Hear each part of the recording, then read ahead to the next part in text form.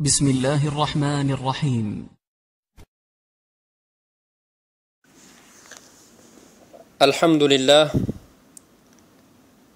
لله رب العالمين، والصلاة والسلام أتمان الأكملان على سيد الأنبياء والمرسلين وعلى آله وأصحابه أجمعين، ومن اهتدى بهديه وسن بسنته واهتدى بهديه إلى يوم الدين.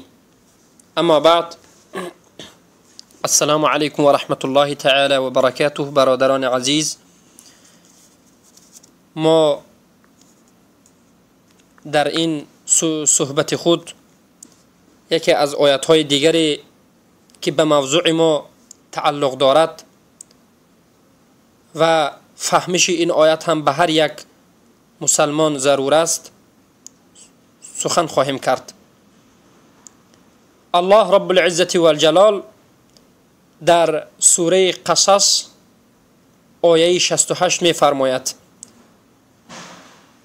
اعوذ بالله من الشیطان الرجیم وربك يخلق ما يشاء ويختار. صدق الله العظیم. الله میگوید که ای محمد، یعنی و ربک، یعنی پروردگاری تو، یخلق و خلق میکند، می آفرد، ما یشاء، هر آن چیزی که خواست، و یختار، و از اونها کدام چیزی را، کدام وقتی را و چیزی را که خواست قبول میکند، اختیار میکند، اصطفا میکند. بر این آیت برادران عزیز سخت دقت دهید که میگوید و ربک یخلق، مسئله ما در اخیرش است ما یشاء و یختار، در کلمه یختار. چرا که در کلمه یختار بعضی از مذاهب غلط میفهمند، معنای این را به اختیار به معنای اراده میدهند، به معنای یشاء میدهند. یعنی در اینجا اگر خوب دقت بدهید، ما یشاء و یختار، دو کلمه به معنای اراده گویا که آمده است. یشاء هم معنای خواستن است، یختار هم به معنای خواستن در بعضی حالت ها می آید. اما در این آیت یشاء، کلمه یشاء معنای اراده دارد، خواستن دارد، هر چیزی را که خواست خلق می کند. یختار به معنای خواستن نیست، بلکه به معنای اصطفا آمده است، یعنی برگزیدن، قبول کردن، اختیار کردن می باشد. چرا فهمش این آیت به ما ضرور است؟ اولا خیلی که ما در شرح این کتاب هستیم، در کتاب زاد المعاد، شیخ الاسلام ابن القیم الجوزی در مقدمه کتاب، یعنی در اول پیش از این که به موضوع بسیرت پیامبر داخل شوند، دو آیت را شرح دادند. اولین آیتی که شرح دادند ما به شما دیروز در درس گذشته صحبت کردیم، حسبک الله و من اتبعک من المؤمنین بود. و دوم آیتی که شرح دادن همین آیت است که پیش از داخل شدن به موضوع فهمیدن این آیت ها ضرور است. و ربک یخلق ما یشاء و یختار، الله هر چیزی را که خواست خلق می کند. الله در خلق کردن چیزها یگانه است. الله بهترین خلق کننده است. غیر از الله کسی هیچ چیزی را خلق نکرده است و نمیتواند که خلق بکند.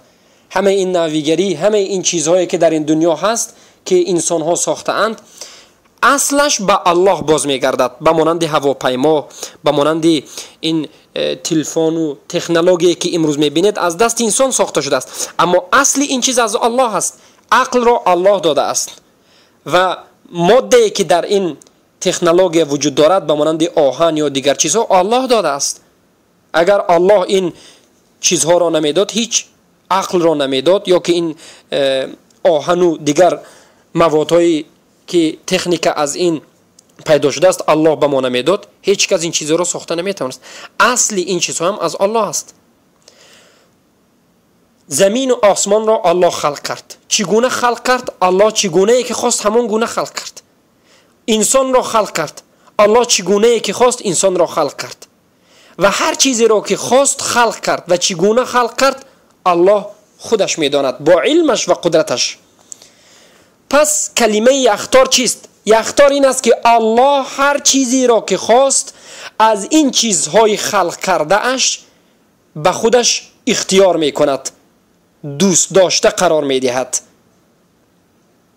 اگر به معنای این آیت نغز دقت بدهید، این آیت دلالت می کند بر ربوبیت الله. الله رب العزت و الجلال تنها خالق بودنش را بیان می کند و یگانه بودنش در الوهیت و ربوبیت را دلالت می کند و اینچنین دلالت به کمال حکمتش و به کمال علمش و قدرتش می باشد. ببینید یک آیت چقدر دلالت و معانی کثیر دارد، زیاد دارد و دلالت می کند که این الله یگانه ذات است که غیر از این الله دیگر معبودی بر حق وجود ندارد. امروز در دنیا انسان ها خیلی هم معبودان ناحق را می پرستند، اما به حق ترین معبود، به حق معبودی به حق این الله رب العزت و الجلال است. چخیلی که آیت دلالت می کند، چرا که یکی از دلالتش چخیلی گفتیم معبود است. چی دلالت دارد؟ تمام زمین و آسمان را خودش خلق کرده است. آیا غیر از الله کسی هست که خلق کرده باشد؟ کسی نیست. و الله در آفرینی شریک ندارد. در اختیار کردن به الله هیچ کسی شریک نیست و هیچ کسی مثل الله تدبیر نمی کند و نمی تواند. پس این آیت خیلی هم بزرگ است و این آیت دلالت می کند که الله در این دنیا چندین چیزها را به خودش اختیار کرده است. از آسمان طبقه های بالای آسمان را به خودش اختیار کرده است. از زمین بعضی از شهرها، بعضی از اماکن زمین را به خودش اختیار کرده است.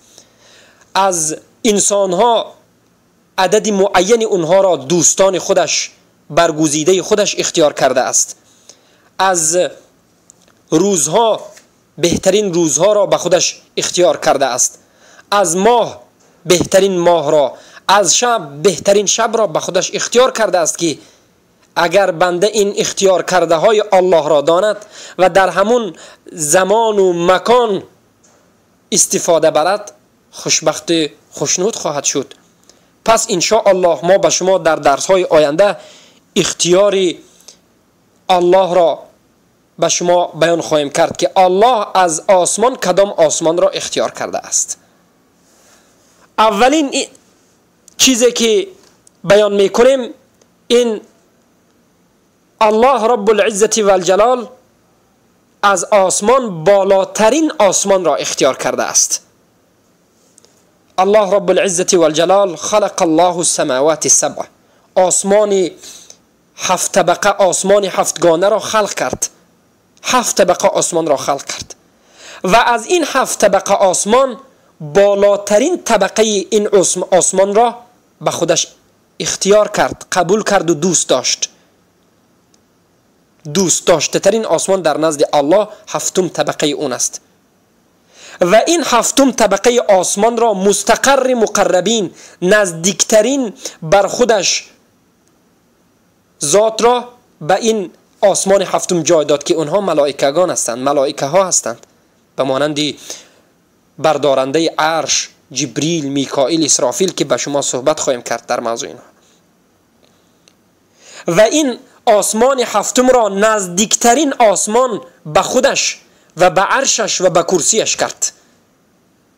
نزدیکترین آسمان اول به کرسی، بعد به عرش، بعد به الله، چرا که کرسی زیر عرش است. اول آسمان است، بعد آب است، بعد کرسی هست، بعد عرش است، بعد از این بالاترین ذات این الله است. دلالت میکرد که الله از همه ذاتی است که در همه بالاترین مکان وجود دارد، از همه چیز بالا است. این آسمان همان وقت شرف پیدا کرد، همان وقت منزلتش بلند شد که الله این آسمان را به خودش نزدیک کرد و دوست داشته ترین آسمان کرد. و انشاء الله بندگانش را، الله بندگان خاصش را، مقربین را، اصحاب یمین را به این طبقه آسمان، به جنت الفردوس جای خواهد داد. و الله رب العزت و الجلال جنت را خلق کرد و از درون جنت یکی از این طبقه های جنت را از دیگر طبقه های جنت فضیلتش داد. این طبقه را بهترین مکان جنت، افضلترین، اکرمترین، دوست داشته ترین، بالاترین درجه جنت قرار داد که این فردوس است. الله جنت را خلق کرد، از درون جنت فردوس را برگزید، اصطفا کرد، چرا که سقف این جنت عرش است. برای همین این جنت بهترین مکان جنت حساب می شود که سقفش عرش است. چه خیلی که به این حدیث بخاری، امام بخاری رحمت الله علیه روایت می کنند که ابو هریره رضی الله عنه می گویند که رسول الله صلی الله علیه و سلم گفتند ان فی الجنه 100 درجه اعدها الله للمجاهدین فی سبیله كل درجتين ما بينهما كما بين السماء والأرض فإذا سألتم الله فسلوه الفردوس فإنه أوسط الجنة وأعلى الجنة وفوقه عرش الرحمن ومنه تفجر أنهار الجنة. حديث صحيح شخلي گفتیم بخاری. ابو هریره رضی الله عنه که نام اصلیشون عبدالرحمن ابن صخر می باشد. ابو هریره این کنیهشون می باشد. ابو هریره یعنی پدری گربچه ها، هرون گربه، هریرون صیغه معده‌ای گربچه، پدری گربچه ها لقب گرفتند، سبب از دوستداری گربچه ها بود، از دوستداری گربه ها این لقب را گرفتند و نام اصلیشون عبدالرحمن ابن صخر می باشد که می گویند از رسول الله صلی الله علیه و سلم شنیدم که رسول الله گفتند جنت 100 درجه دارد.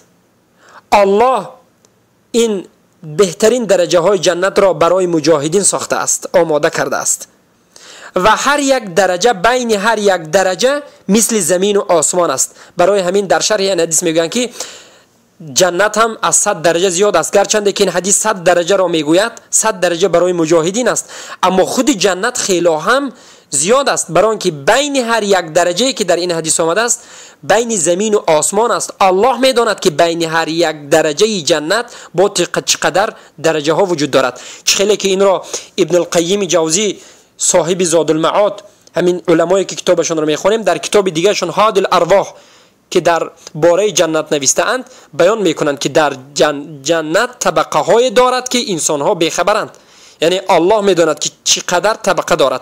اما در این حدیث معنای 100 درجه به معنای حصر، عدد معین نآمده است، بلکه این 100 درجه برای مجاهدین است.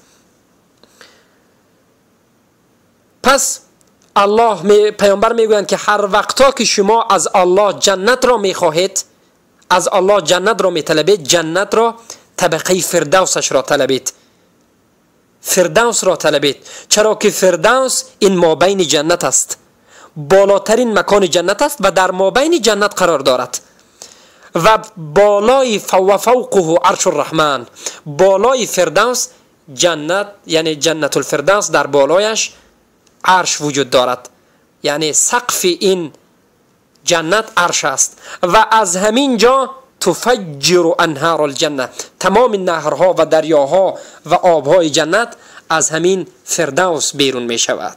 پس الله این جنت الفردوس را از دیگر جنت دیده فضیلتش را زیاد کرد، دوست داشت و بهترین جنت قرار داد.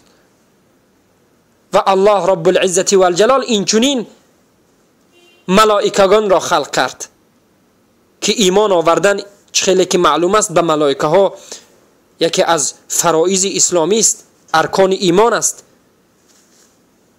که ما باید به ملائکه ها ایمان بیاریم. چگونه ایمان میاریم؟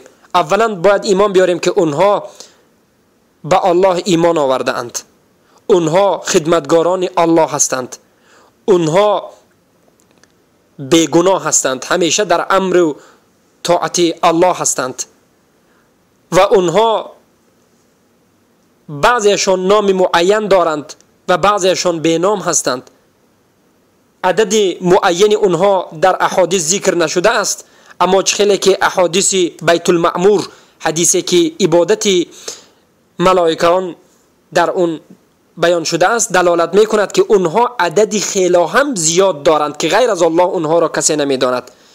چرا که هر روز به یک بیت المعمور 70,000 می درآیند، عبادت میکنند و تا آخرین روزها دیگر به اونجا در آمده نمیتوانند، چرا که عاشرت ملائکه زیاد است. این دلالت میکرد که ملائکه زیاد هستند. با آنهایی که در حدیث و آیات نامهایشان آمده است به مانند جبریل، ملک الموت، اسرافیل و اینها، به اینها به نامشان به عملشان ایمان آوردن واجب است. به نامهای ملائکه ها ایمان آوردن واجب است. و الله ملائکه ها را خلق کرد، بعضی اونها را به کار خاصی، بعضشون به عبادت، بعضشون به حساب کتاب، بعضشون سوال و جواب مثلا منکر نکیر، بعضشون صاحب وحی، بعضشون صاحب باران که صاحب وحی جبریل بودند و غیر این چنین. و بعضی اونها را ما نامشان را نمیدانیم و حتی بیخبریم، غیر از الله کسی نمیداند. پس ما میگوییم به همه ملائکه هایی که الله خلق کرد ایمان می آوریم، با اونهایی که نامشان را میدانیم به نامشان، به عملشان، به همش ایمان می آوریم. از درون این ملائکه ها الله جبرائیل، میکائیل، اسرافیل را اختیار کرد، برگزید، قبولشان کرد. از دیگر ملائکه ها درجه اونها را بالا کرد. خیلی که معروف است جبریل از همه بالاترین درجه، میکائیل و اسرافیل. رسول اکرم صلی الله علیه و سلم ببینید خیلی که در حدیث صحیح امام مسلم رحمت الله علیه در باب صلات المسافرین ذکر میکنند، در کتاب صلات المسافرین باب دعا در نماز، از عایشه رضی الله عنها حدیث روایت میکنند که پیامبر صلی الله علیه و سلم وقتی که دعا میکردند این طور دعا میکردند: اللهم رب جبریل و میکائیل و اسرافیل فاطر السماوات والأرض عالم الغيب والشهادة أنت تحكم بين عبادك فيما كانوا فيه يختلفون اهدني لما اختلف فيه من الحق بإذنك إنك تهدي من تشاء إلى صراط مستقيم. این را حتی علما دعای افتتاح هم میگویند، یعنی وقتی که به نماز شب پیامبر صلی الله علیه و سلم بیدار میشدند به جای سبحانك اللهم این را میخوندند، سبحانك اللهم بحمدك تبارك اسمك، و به جای این دعا را میخوندند. حالا در موضوعش ان شاء الله در موضوع باب استفتاح در نماز ما به شما کاملا و شاملا این مسئله را بیان خواهیم کرد.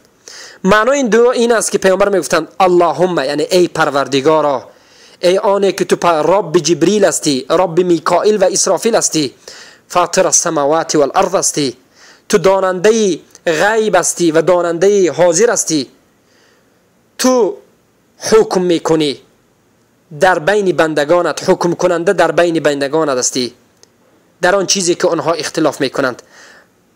پروردگارا مرا هدایت کن در آن چیزی که در اون اختلاف کرده ایم، به سوی حق مرا باز بگردان به اذنت.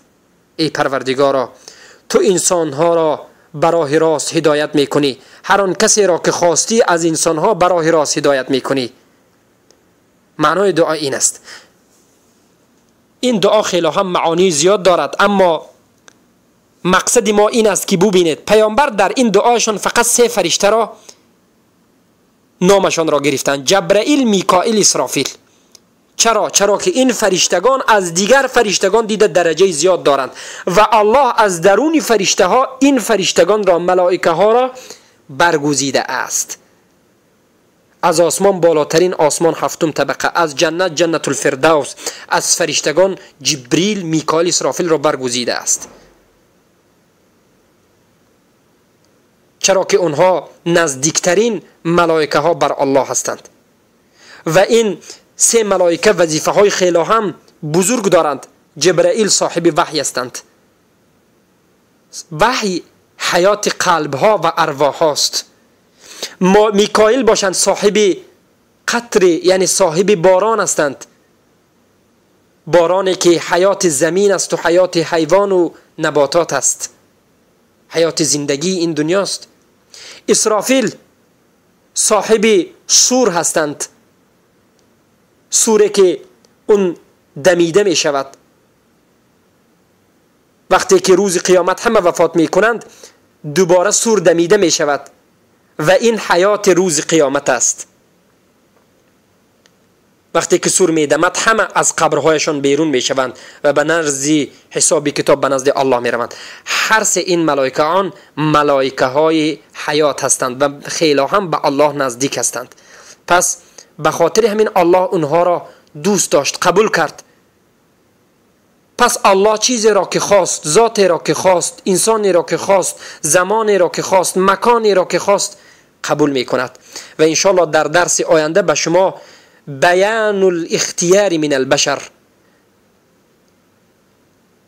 بیان می کنیم که الله از انسانها، از بشر کی را اختیار کرده است.